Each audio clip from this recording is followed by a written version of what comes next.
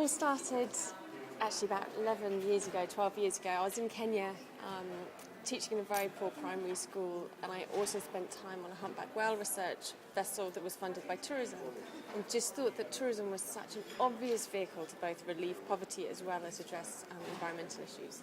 So I was buzzing with these ideas. I met my husband at university, and we would talk about this idea, and when I graduated, there really just wasn't quite enough holding us back.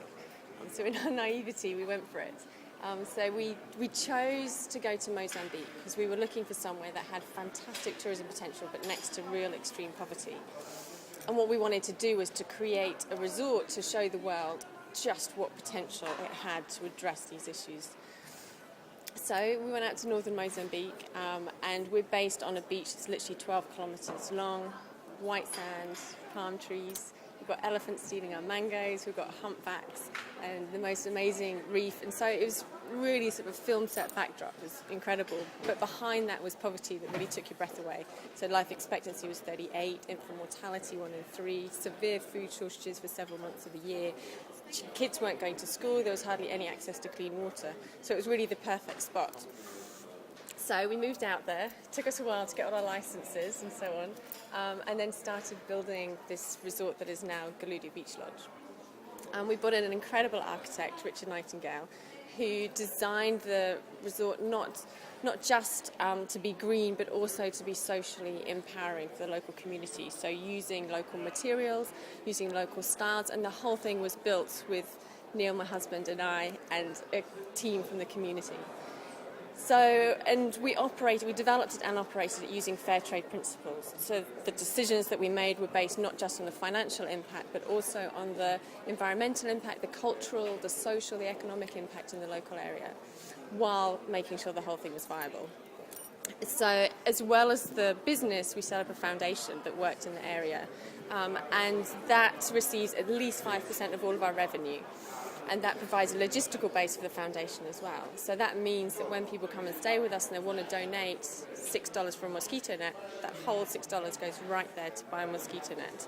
So it's all incredibly transparent. And through strategic partnerships and the generosity of incredible guests, we've achieved an incredible amount. So we've provided clean water for over 15,000 people. We feed over 800 children every single day at school. That's literally tripled school attendance. We've also helped groups set up Farmers Association, which is a school feeding project. Is going to be buying their food, and they actually sell eggs from their chicken farms they've now got in the schools. So the whole thing is starting to become very empowering, and the way we operate in the communities is it's not us doing the projects, it's the communities doing the projects. So we've also got a big nutrition project, big HIV awareness, especially youth program and drama program, as well as care for HIV positive families, as well as orphan and vulnerable children. I mean, the list goes on and on. The amount we've achieved is fantastic. Now we got to the point a couple of years ago, time to export it. So we initially thought, right, let's just build lots of these, but we didn't realize it would take quite so long to get operational. I mean, this took us, this has been going 9 years now. We've been operational for 5 years.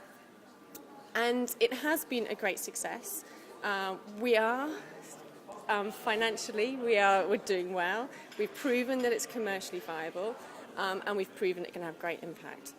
So, and then as a result of that, we've won a lot of awards, which is great. So the Responsible Tourism Awards, the Condé Nast World Saver Awards, the World Vision To-Do Awards last year in Berlin as well. So it's great. The word is getting out there, which is wonderful. So like I said, now we've got to the time we want to export that vision. We want to move it to the rest of the industry. Now we chose to do that through a consultancy called Thin Cats. Now everyone says, well, why Thin Cats? It's sort of the antithesis of the fat cat mentality. It's not pursuing wealth at any expense. There's another way of doing business. You can have your cake and eat it. You don't have to have profits versus ethics. You can have them together and achieve great success. So Thin Cats, we work with hotels and resorts to enable them to engage with their communities more effectively. So, but like I said, in a commercially viable way.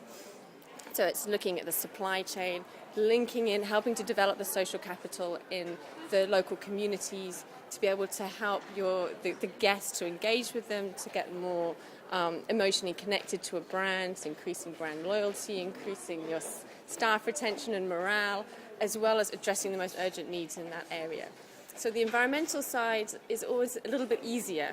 The social engagement is a little bit more trickier, so this is what we help them to do. And now today is a great day because finally corporate responsibility has made it onto the main stage at IHIF, which is just fantastic. So, and I'm getting the IHIF Young Leader Award, which we are just thrilled to bits. You know, it is a deep honour for me personally, but it just symbolises so much for the industry that finally corporate responsibility is not on the sideline. It's right at the heart, the future of the industry, which is incredibly exciting. Fabulous. Thank you very much.